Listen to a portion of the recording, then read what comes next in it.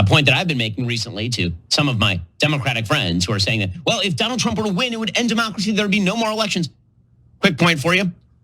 Point of order. Donald Trump will have served 2 terms at that point. He will no longer be eligible for president. He will not be allowed to be on ballots across the United States. So actually, if you want Donald Trump not to screw with the elections anymore, and you think he's really going to screw with the elections, you ought to vote for Donald Trump, and then he'll be in for another term, and then he'll be done. I can't tell if that's legitimately stupid or if it's evidence that he's pretty smart that he was able to put together something so stupid. You say that he's gonna be a dictator, but this piece of paper says he wouldn't be able to stay in office past 8 years. And that has always stopped dictators in other countries. Clearly, no one has ever changed the Constitution or not abided by the Constitution. I don't even know what, like, I wish I was there for when he spoke to his Democratic friends about that. I'm sure they felt like, oh my God, you have spun a web of logic that I cannot pierce. I don't have the intellectual capacity. I am now convinced, all hail Trump for a second term. God damn, was that stupid.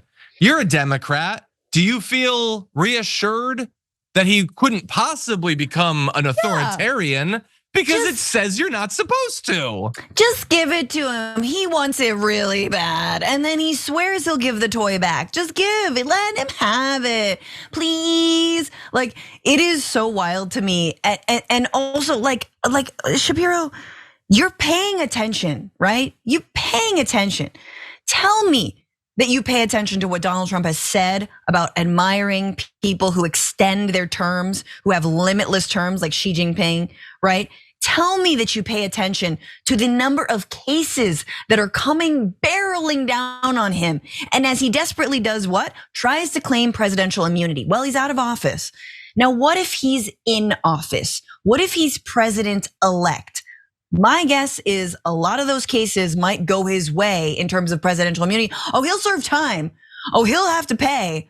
Oh, he'll be barred from, holding office in the future. But after he gets out of the White House the second time around, is he ever going to leave? People, no. Yeah, look, I want to speak in defense of Ben Shapiro in a couple of different ways. I want us to extend understanding and compassion towards the position that he is in. First off, let's all bear in mind, he doesn't care about any of this. He doesn't care if Donald Trump becomes a dictator. He is a wealthy man who will be perfectly fine regardless of what happens. So bear that in mind, first of all. Second of all, everyone needs to understand that Ben Shapiro rose to some notoriety on the right before the Trump stuff. He saw himself being a part of a very different Republican Party than we've ended up in.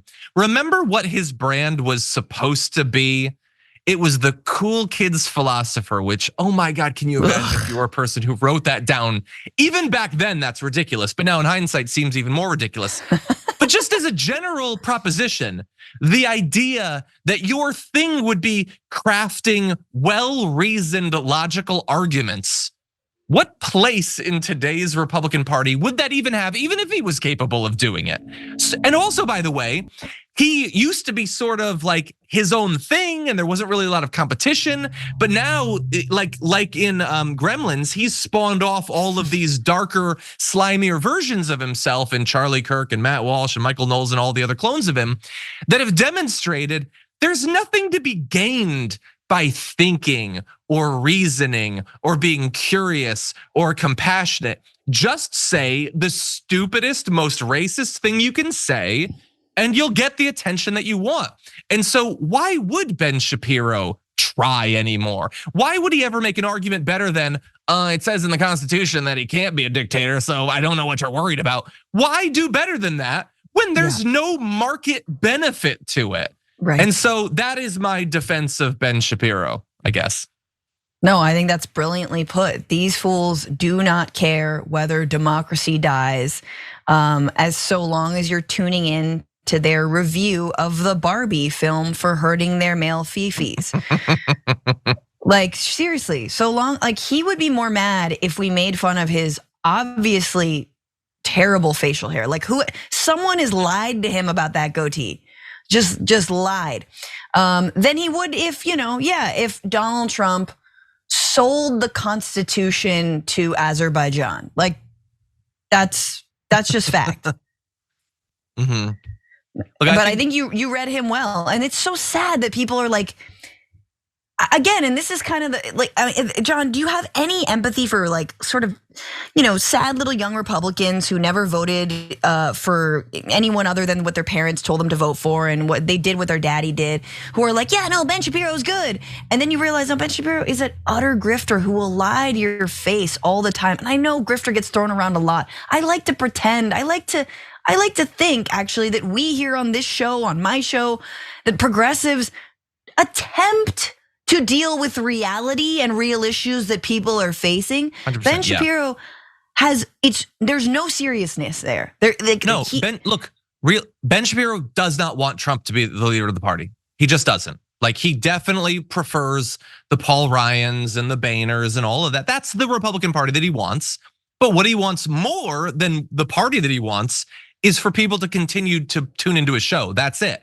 And that's what makes it grift. Now, there are Republicans who are anti-Trump and stuck to their guns, and I don't remember their names because you never hear about them anymore. And that is what he is avoiding becoming. He could have stuck with his principles, but he didn't. He has occasionally dabbled in criticism of Trump and trying to move on from Trump, and he is so desperate to move on. I'm sure because he thinks that the sort of conservatives that have been emboldened by Trump, I'm sure he looks down on them even more than other Republicans do.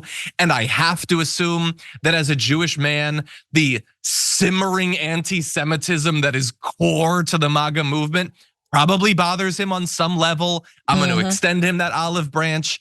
But again, that is what turns it to grift. You could have stood your ground. You could have likely died on that hill on principle. You chose not to do that. And instead, you are now, like so many others on the right, bending the knee to 4 more years of Donald Trump. And your strongest defense is, it's not exactly what Mussolini did. Okay, well, I feel a lot better.